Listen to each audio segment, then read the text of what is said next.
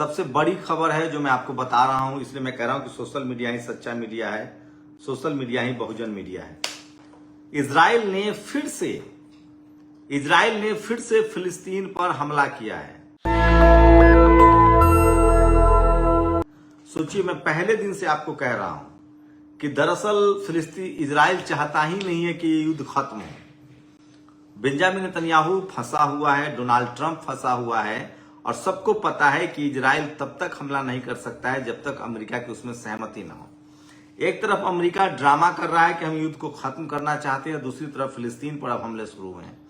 दरअसल इजराइल में Benjamin Netanyahu पर बड़े बड़े आरोप हैं, भ्रष्टाचार के संगीन आरोप हैं, बड़े आरोप हैं बेंजामिन नेतन्याहू पर, उसकी पत्नी पर और उसके बेटे पर। सोचिए, यह शख्स जानता है कि देश में जब तक इमरजेंसी है तब तक उस पर कोई हाथ नहीं डाल सकता है, इसीलिए वो देश को लगातार युद्ध में बनाए रखना चाहता है। वो तब तक सत्ता में रहेगा, तभी तक जब तक युद्ध चलता रहेगा।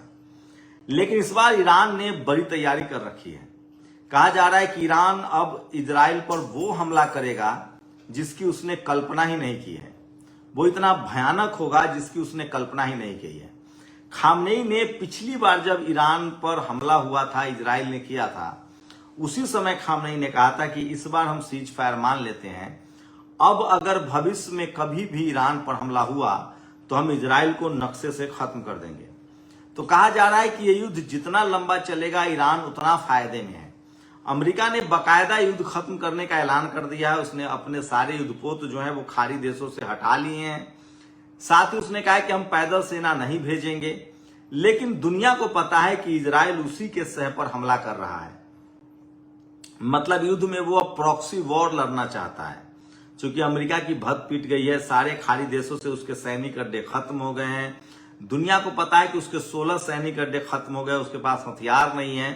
तो अमेरिका चाह रहा है कि वो हथियार बेचे। इजराइल ने एक बड़ी डील की है। सोचिए, इजराइल अमेरिका से हथियार खरीद रहा है, लड़ रहा है, वहीं इजराइल लगातार फिलिस्तीन पर हमला कर रहा है। फिलिस्तीन की आजादी के लिए अब ईरान ने कमर कस ली है। ईरान के पास भी अब प्लान बी है। आप देखेंगे कि हिजबुल्ला, हूती और हमास, ये तीनों की जो तिकड़ी है वो अब लगातार इजराइल पर हमला करेगी, क्योंकि अब इन हिजबुल्ला, हमास और हूती के पास हथियारों की कोई कमी नहीं है। ईरान के हथियार अब टेस्ट हो गए हैं, ईरान के मिसाइल्स टेस्ट हो गए हैं, और ईरान के जो ड्रोन है वो भी टेस्ट हो गए हैं, और अब ये युद्ध बड़ा भयानक होगा। ईरान ने साफ कह दिया है कि अब किसी भी कीमत पर एक भी इजरायली हमला बर्दाश्त नहीं किया जाएगा। वहीं खाड़ी देश भी अब लगभग इजराइल के खिलाफ हो गए हैं। खाड़ी देशों को लगता है कि जो अमेरिका अपनी रक्षा नहीं कर पाया, जो अमेरिका हमारे देशों की रक्षा ईरान से नहीं कर पाया, तो हमें अमेरिका के बदले ईरान के साथ जाना चाहिए। साथ ही मुस्लिम सेंटीमेंट है, ओपेक देश है, इस्लामिक कंट्री है, फिलिस्तीन जो है उन सबके लिए आस्था का केंद्र भी है, जो गजा है। तो धीरे धीरे खाड़ी देशों को भी लगता है कि अब समय आ गया है कि इजराइल को सबक सिखाया जाए। वहीं तुर्की ने भी कहा है कि अब इजराइल जो है वो हद से बाहर जा रहा है और अब इजराइल पर हमला करना ही पड़ेगा। तो सोचिए, बेंजामिन नेतन्याहू जिसने अपनी सत्ता बचाने के लिए, अपनी गद्दी बचाने के लिए लगभग 1 करोड़ लोगों की जिंदगी मुश्किल में डाल दी है, और वहीं अमेरिका इस युद्ध से निकल चुका है। अमेरिका ने बाकायदा अब कह दिया, हो सकता है कि उसने डील भी कर ली हो, उसने सारी भरपाई भी कर दिया हो, अमेरिका अपने सैनिक हटा रहा है। लेकिन ईरान ने साफ कहा है कि इजराइल से निपटना हमारे लिए बाएं हाथ का खेल है और हम उसे देख रहे हैं। वही ईरान जो है वो भी एक प्रॉक्सी वॉर में जाएगा, हथियारों की सप्लाई बढ़ाएगा। तो खाड़ी देशों में ईरान के प्रति जो इजराइल का रवैया है वो सबको पता है। लेकिन ये तो तय है कि 28 फरवरी से जो युद्ध शुरू हुआ था और आज तक जिस तरह के हालात हैं, ईरान के पास अब कुछ भी खोने के लिए नहीं है। दुनिया को पता चल गया है कि ईरान एक ताकतवर देश है, हथियार से लैस देश है, जिसको अमेरिका कंट्रोल नहीं कर पाया। सोचिए, अगर अमेरिका के जहाज बम गिराने में सक्षम होते तो वो अब तक बम गिरा रहा होता। दरअसल ईरान की वायु क्षेत्र में, ईरान के हवाई क्षेत्र में कोई भी अमेरिकी जहाज सुरक्षित नहीं है। ईरान के पास इतना आधुनिक टेक्नोलॉजी है, उसका जो वायु रक्षा प्रणाली है उसके वो बहुत ताकतवर है, और अमेरिका का शायद ही कोई जेट था जो इस युद्ध में नहीं गिरा हो। अब सोचिए इजराइल की क्या हालत होगी, ये सबसे बड़ा सवाल है। यूरोप ने भी अब लगभग इजराइल का साथ छोड़ दिया। यूरोप चाह रहा था कि इजराइल के साथ कम से कम बने रहे, वो भी संभव नहीं है। तो पूरी तरह से मैं बार बार कह रहा हूं, अब फिलिस्तीन को आजाद होने से कोई नहीं रोक सकता है। ईरान ने साफ कहा है कि अब हमारा लक्ष्य फिलिस्तीन की मुकम्मल आजादी है। वहीं लेबनान जो है वो कमर कस चुका है और अब हिजबुल्ला, हमास और हूती का जो ट्रिपल अटैक है वो इजराइल को बर्दाश्त करना पड़ेगा और ईरान के हथियारों की सप्लाई भी और तेज होगी। वहीं ईरान को अमेरिका पर बिल्कुल भरोसा नहीं है। वो कह रहा है कि जब तक हर्जाना नहीं दोगे तब तक हम हुर्मुज नहीं खोलेंगे तुम्हारे लिए। तो हुर्मुज को लेकर लगातार जो है वो मामला टाइट होता जा रहा है, फंसता जा रहा है। तो ये युद्ध एक नए दौर में जा रहा है। ये आर्थिक युद्ध का समय है। मैं फिर कह रहा हूं कि इतना आसान नहीं है सब कुछ।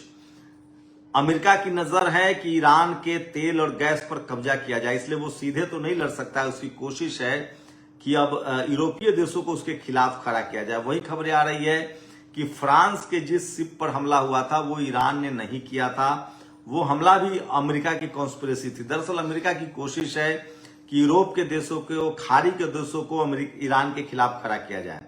खाड़ी के देश तो ईरान के खिलाफ खड़ा नहीं हुए क्योंकि खाड़ी देशों को कोई फायदा नहीं है। उल्टे अब उनको फायदा होने वाला है नुकसान के बदले। खाड़ी देशों से अमेरिका अड्डा अब लगभग खत्म हो चुका है। पेट्रो डॉलर कारोबार जो है वो खाड़ी देश अपने जो है करेंसी में करना चाहते हैं। तो खाड़ी देश अब चाह कर भी अगर उनको ईरान पर हमला करना होता वो तब करते जब अमेरिका उनकी रक्षा करता। अब खाड़ी देशों को पता चल गया कि अमेरिका खुद अपनी रक्षा नहीं कर पा रहा है ईरान से, तो हमारी रक्षा क्या करेगा। अब बदले में खाड़ी देशों को बड़ी कीमत चुकानी होती थी। एक तो अमेरिकी सैनिक अड्डे बर्दाश्त करने होते थे, दूसरा तेल का जितना कारोबार है सबको डॉलर में करना होता था। तो खाड़ी देशों को भी बड़ा मौका मिल गया और उसी मौके की वो तलाश में थे ऐसा लग रहा है। और लगभग खाड़ी देशों ने तय कर लिया कि हमें अब अमेरिका के बदले रूस, चीन और ईरान के साथ जाना है।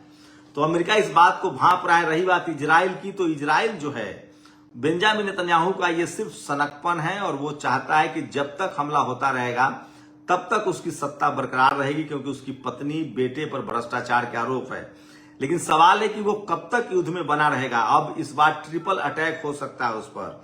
लेबनान, हमास और हूती, लेबनान के लड़ाके हिजबुल्ला, फिलिस्तीन का लड़ाका हमास और यमन का लड़ाका हूती, वो तीनों अटैक कर सकते हैं और फिर से इजराइल को देर सवेर उसको, मैं फिर कह रहा हूं, जो अत्याचार होता है उसका अंत होता है। अब तक इजराइल को गुमान था अपने एयरफोर्स पर और वो सब कुछ ध्वस्त होता जा रहा है।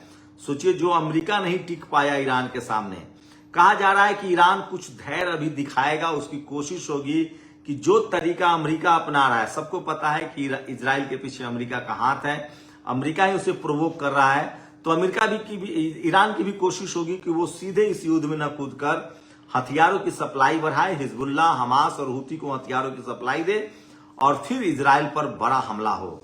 वहीं तुर्की जो है वो भी इजराइल से खफा है, खाड़ी देश भी इजराइल से खफा है। तो ये तो साफ है कि देर सवेर 6 महीने का वक्त है। इजराइल को या तो बेंजामिन नेतन्याहू युद्ध खत्म करेगा, जेल जाएगा, या फिर इजराइल पर बड़ा हमला हो सकता है। अमेरिका अब किसी कीमत पर ईरान से उलझना नहीं चाहता है। ये बात उसको समझ में आ गई है कि उसका जो नुकसान हुआ है, सोचिए, इस युद्ध में अमेरिका पूरी तरह से बर्बाद हो गया। उसके हथियारों का जखीरा खत्म हो गया है, उसके हथियारों की मार्केट वैल्यू खत्म हो गई है, उसके डॉलर का जो कारोबार था वो चौपट हो गया है। तो अमेरिका अब इस युद्ध में किसी भी कीमत पर शामिल नहीं होना चाहता है। वहीं वो इजराइल के कंधे पर रखकर प्रॉक्सी वॉर लड़ सकता है। लेकिन ईरान की जो कूटनीति है, ईरान के जो नेता हैं, वो सब कुछ समझते हैं और उनको लगता है कि इस खेल के पीछे भी अमेरिका है। इसलिए ईरान ने भी अब वही नीति अपनानी शुरू कर दी और अब लगातार हिजबुल्ला, हमास और हूती के आक्रमण से इजराइल को बचना पड़ेगा।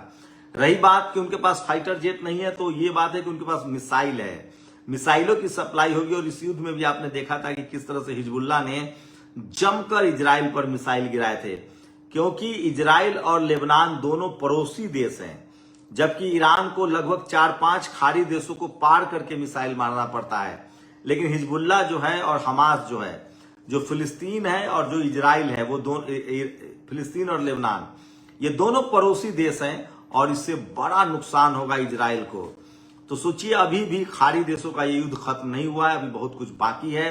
लेकिन अमेरिका की कोशिश है कि वो कम से कम इस युद्ध से निकल जाए, लेकिन ईरान कह रहा है कि बगैर हर जाने के तुम नहीं निकल सकते हो।